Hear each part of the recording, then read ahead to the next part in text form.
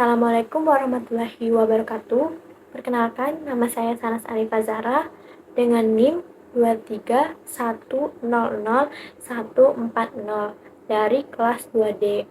Di video ini, saya akan menyampaikan materi pembelajaran mengenai konsep dasar berpikir kritis untuk memenuhi tugas akhir semester mata kuliah proses keperawatan dan berpikir kritis.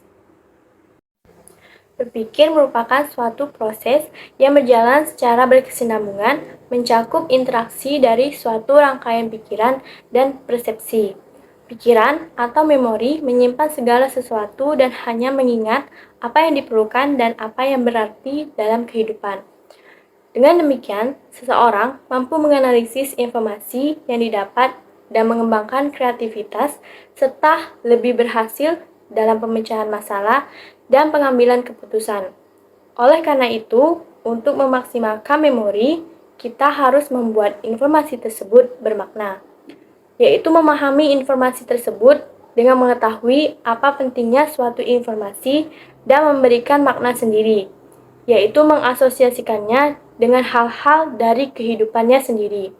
Perawat sebagai bagian dari pemberi pelayanan kesehatan, yaitu memberi asuhan keperawatan dengan menggunakan proses keperawatan akan selalu dituntut untuk berpikir di dalam berbagai situasi, baik situasi normal maupun kritis.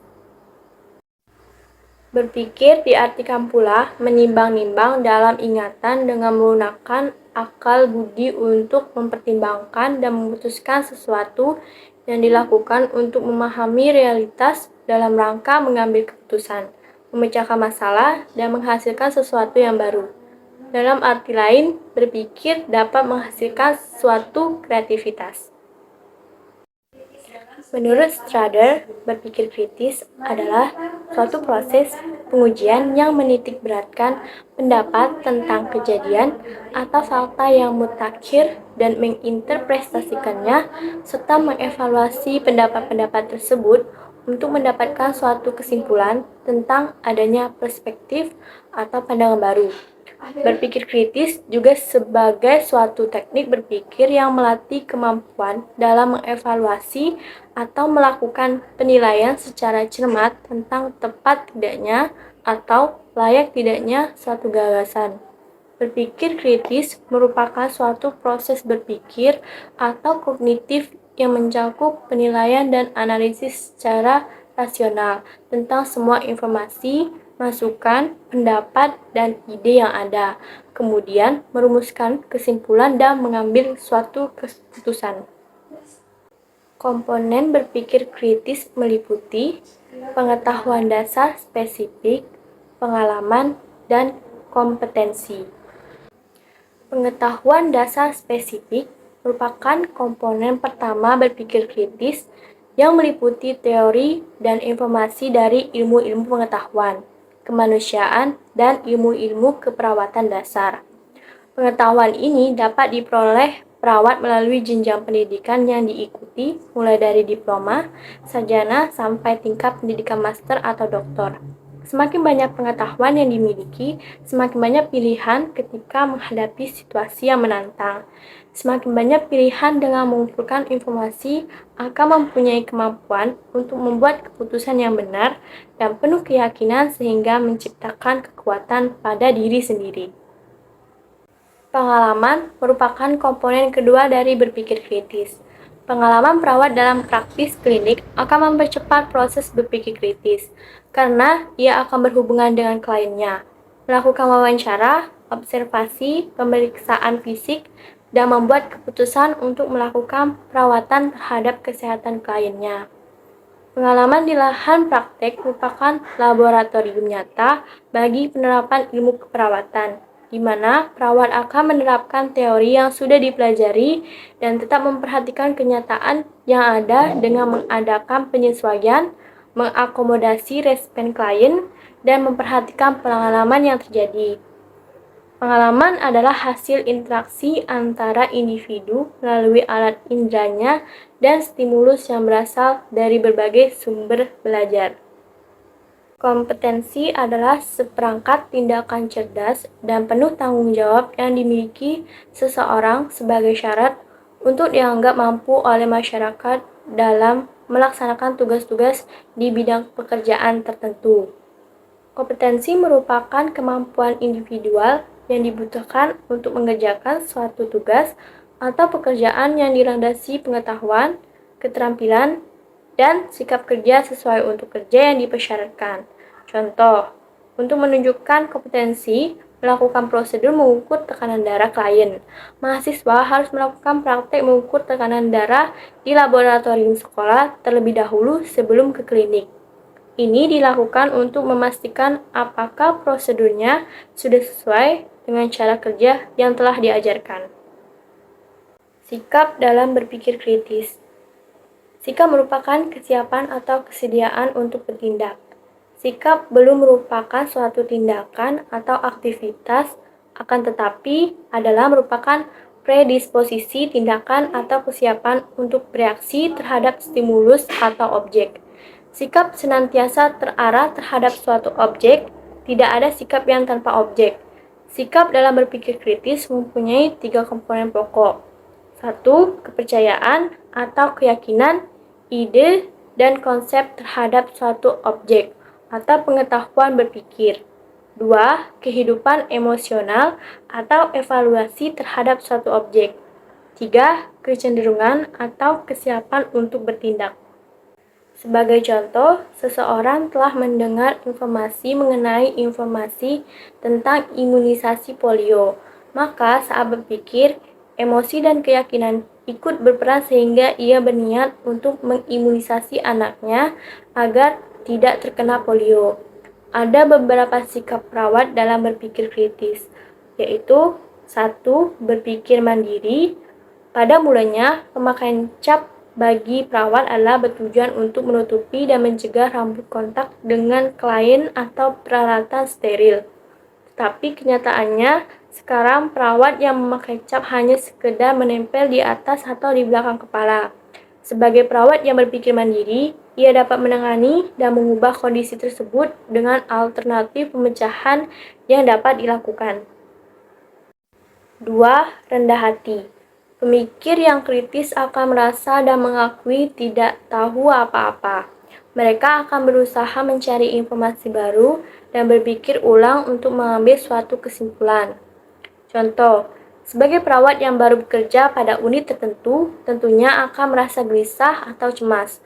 Oleh karena itu, ia berusaha meminta terlebih dahulu untuk bertemu dengan kepala ruangan guna mendiskusikan apa yang menjadi tanggung jawabnya dan pengetahuan serta keterampilan apa saja yang harus dicapai. Dengan demikian, perawat tersebut tidak kekurangan pengetahuan dan keterampilan dan akan menjadi profesional. 3. Berani. Sikap berani dari seorang perawat adalah melakukan asuhan keperawatan dengan benar, karena ia tahu apa yang harus dilakukannya. Sebagai contoh, seorang perawat bernama Evelyn mengenangani klien AIDS. Teman-teman di lingkungannya melihat sebelah mata pada klien AIDS. Mereka menganggap penyakit tersebut datang karena perilaku menyimpang atau free sex dan tidak pantas hidup di masyarakat. Namun sebagai perawat, Evelyn berusaha memberi perawatan sebaik-baiknya karena ia sudah mengetahui apa itu penyakitnya dan penularannya serta apa yang harus dilakukan. 4. Keutuhan. Integritas seseorang dibutuhkan dalam membandingkan antara pengetahuan dan kepercayaan yang diyakini dengan orang lain. Sebagai pemikir yang kritis, ia akan mempertanyakan pengetahuan dan kepercayaan yang ada pada dirinya dengan orang lain secara cepat dan menganggapnya sebagai masukan. Dengan demikian, akan mudah mengakui dengan cepat dan mengadakan evaluasi atau perbaikan dari masukan yang datang dari orang lain.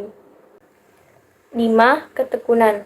Perawat yang memiliki kekritisan dalam berpikir akan menunjukkan ketekunan dalam menemukan pemecahan efektif masalah keperawatan klien. Keputusan yang diambil harus berdasarkan standar yang ada dan masalah yang saling berhubungan. Ini dapat menimbulkan kebingungan dan frustasi serta rasa sangat tidak nyaman, namun tidak patah semangat, bahkan cepat dan mudah menemukan jawaban. 6. Empati. Empati berarti keadaan mental yang membuat seseorang merasa dirinya dalam keadaan perasaan atau pikiran yang sama dengan orang lain atau kelompok lain.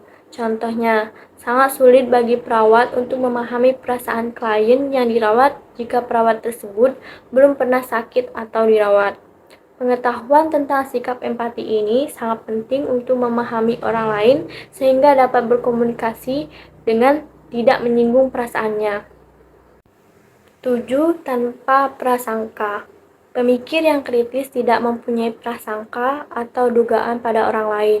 Dia akan terlebih dahulu mengkaji dan mencari tahu dari berbagai sudut pandang dengan membandingkan standar yang sudah ada.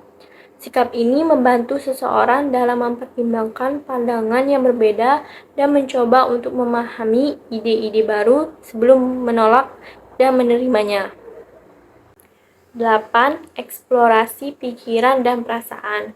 Meskipun antara pikiran dan perasaan berbeda, tetapi pada kenyataannya keduanya tidak dapat dipisahkan. Semua perasaan dapat didasari oleh beberapa pemikiran dan semua pemikiran dapat melibatkan perasaan atau emosi. Contoh, ketika menemukan seseorang yang sedang marah, dengan sikap ini kita mencoba menemukan alasan-alasan apa yang menyebabkan ia marah. Sebagai pemikir yang kritis, seseorang berusaha mengidentifikasi apakah perasaan yang ada pada dirinya atau orang lain adalah rasional atau masuk akal. Pengkajian adalah langkah awal dan paling mendasar dalam proses keperawatan secara keseluruhan. Pengkajian adalah proses pengumpulan, pengorganisasian, validasi, dan pencatatan data tentang status klien. Data yang ada didapat dari beberapa sumber dan merupakan dasar pengambilan keputusan untuk tahapan selanjutnya. Pengkajian adalah proses sistematik dalam pengumpulan, memeriksa, mengkomunikasikan data tentang klien. Tujuan dari pengkajian adalah pengumpulan data dasar tentang respon klien terhadap kesehatan atau penyakitnya.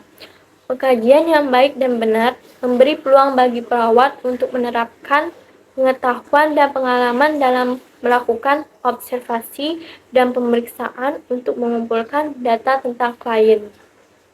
Diagnosis keperawatan adalah tahap kedua dalam proses keperawatan dan merupakan suatu penyataan dari masalah klien, baik aturan maupun risiko berdasarkan data pengkajian yang sudah dianalisis. Analisis pertanyaan kritis perawat dalam setiap kegiatan pada tahap diagnosis keperawatan antara lain 1. Analisis data 2. Identifikasi masalah klien 3. Membuat pernyataan diagnosis keperawatan 4. Memprioritaskan diagnosis keperawatan 5. Mendokumentasikan diagnosis keperawatan. Perencanaan adalah penyusunan rencana tindakan keperawatan yang akan dilaksanakan untuk menanggulangi masalah sesuai dengan diagnosis keperawatan yang telah ditentukan dengan tujuan terpenuhinya kebutuhan klien.